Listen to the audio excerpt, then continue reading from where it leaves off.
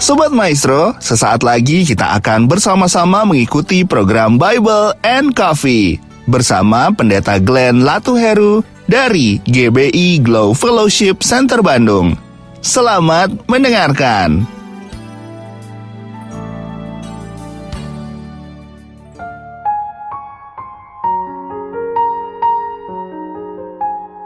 Shalom saudara dikasih dalam Tuhan, puji Tuhan. Hari ini kembali lagi saya menyapa setiap umat Tuhan dalam program Bible and Coffee. Saya rindu melalui program ini saudara kita terus dibaharui, kita terus diubahkan, kita terus diberikan kekuatan. Bahkan melalui kebenaran firman-Nya Tuhan yang ada, kita terus mendapati janji-janji Tuhan tergenapi dalam kehidupan kita. Sehingga apa yang dikatakan firman Tuhan, apa yang tidak pernah kau lihat, apa yang tidak pernah kau dengar, apa yang tidak pernah timbul dalam hati dan pikiranmu, itu yang Tuhan sediakan buat orang-orang yang mengasihi Tuhan. Kita mengasihi Tuhan, karena itu kita mau merenungkan firman Tuhan. Karena itu pastikan hari ini kita menyiapkan hati kita untuk kembali merenungkan firman Tuhan, dan dalam anugerahnya kita mengerti kebenaran, dan kebenaran itulah yang memerdekakan hidup kita. Kita berdoa, kita datang kepada Tuhan. Bapa, terima kasih buat kasih setia Tuhan, buat anugerah Tuhan dalam kehidupan kami. Kami bersyukur sebab Tuhan yang pelihara kami, tidak kekurangan suatu apapun yang baik dalam kami mengiring Tuhan. Terima kasih Tuhan Yesus. Kami rindu firman-Mu, Roh Kudus urapi kami dengan roh hikmat dan wahyu, sehingga kami mengerti akan kebenaran, dan biarlah kebenaran ini yang memerdekakan hidup kami. Demi nama Tuhan Yesus kami berdoa. Haleluya. Amin, amin. Puji Tuhan. Saudara dikasih dalam Tuhan, dalam kita mengiring Tuhan, kita harus mengerti bahwa harus ada perubahan. Ya kan? Jangan kita udah puluhan tahun ikut Tuhan, kita sudah melayani, namun karakter kita sama seperti karakter anak-anak gitu kan. Bahkan kita tidak mengalami perubahan. Dulu belum mengenal Yesus, mulut jahat sekali gitu kan, pikiran kacau sekali. Menerima Yesus bukannya ada perubahan, tapi justru tambah hancur. Iya kan, parah sudah dikasih dalam Tuhan. Itu sebabnya kita mesti mengerti firman Tuhan ini katakan apa dalam Roma 12 ayat yang kedua.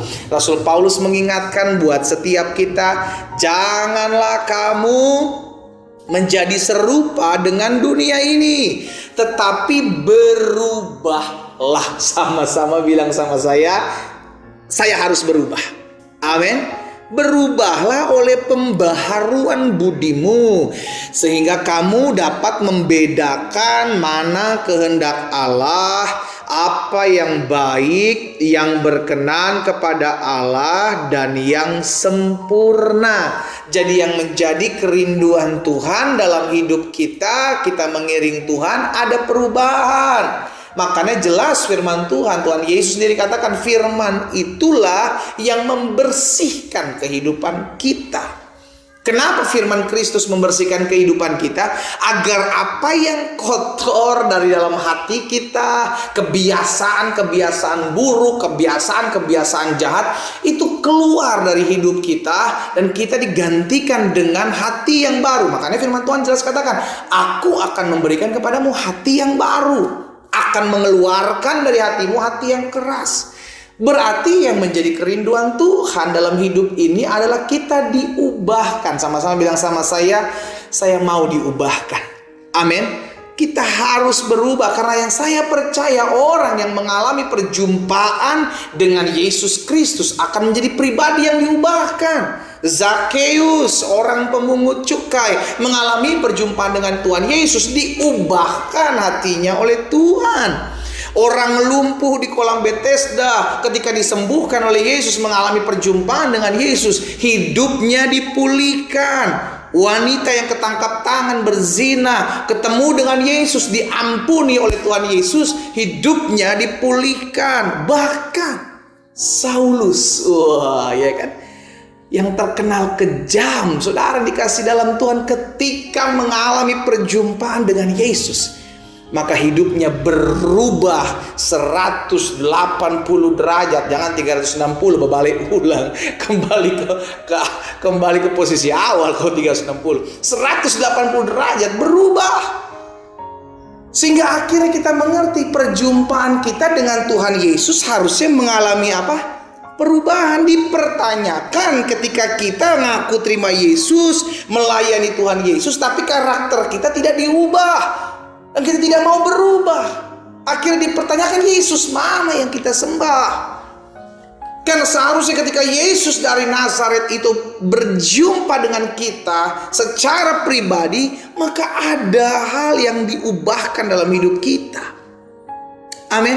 Makanya dalam 2 Korintus 5 ayat 17 Rasul Paulus bilang begini, jadi siapa yang ada dalam Kristus, ia adalah apa? Ciptaan yang baru. Jelas.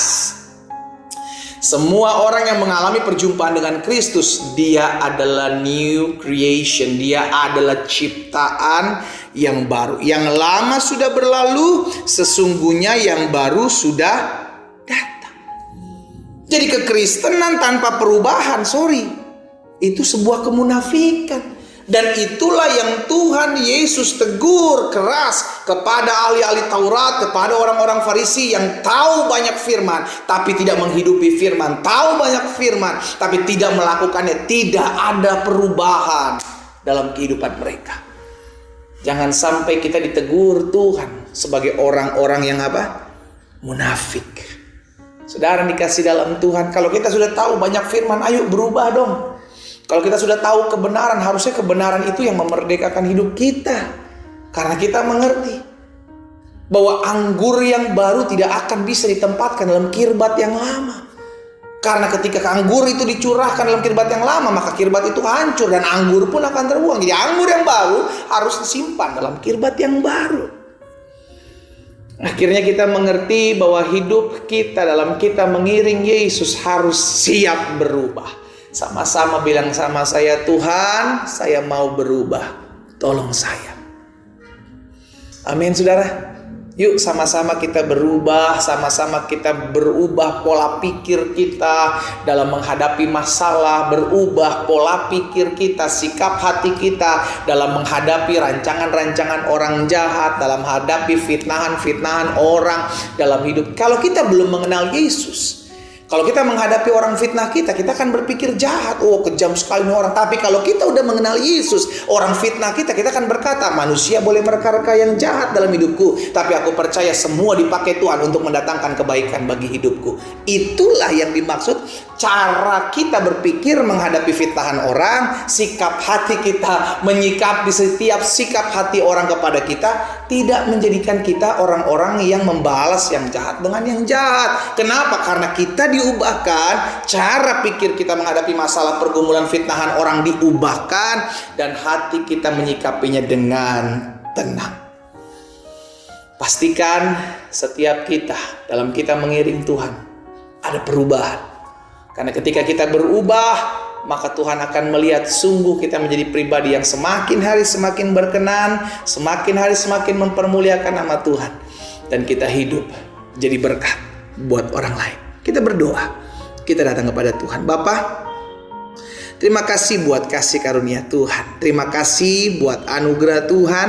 Terima kasih buat kebaikan Tuhan atas kehidupan kami. Sungguh ketika kami berjumpa dengan Yesus, maka kami diubahkan. Tuhan tolong kami, beri kami hati yang baru, hati yang mengasihi musuh kami, hati yang mengampuni orang yang menjahati kami, hati yang hidup selalu mempermuliakan Tuhan dan bersyukur dalam setiap keadaan. Itu sebabnya biarlah Roh Kudus yang merubah cara berpikir kami, sikap hati kami. Hamba berdoa biar hati kami diberikan hati yang baru, hati yang dipenuhi dengan kerendahan hati yang dipenuhi selalu mengandalkan Tuhan. Hamba berdoa menyerahkan setiap umat Tuhan dimanapun mereka berada yang sakit, Allah jamah sembuhkan di dalam nama Yesus, sehingga tergenapi firman-Mu dalam hidup kami, disampaikan firman, disembuhkan kami, terjadi dalam nama Yesus. Bahkan yang berbeban berat, yang membutuhkan pertolongan Tuhan, bahkan yang susah, biarlah Allah memberikan jalan keluar dan penghiburan bagi setiap kami. Hamba berdoa di dalam nama Tuhan Yesus Kristus. Haleluya. Amin.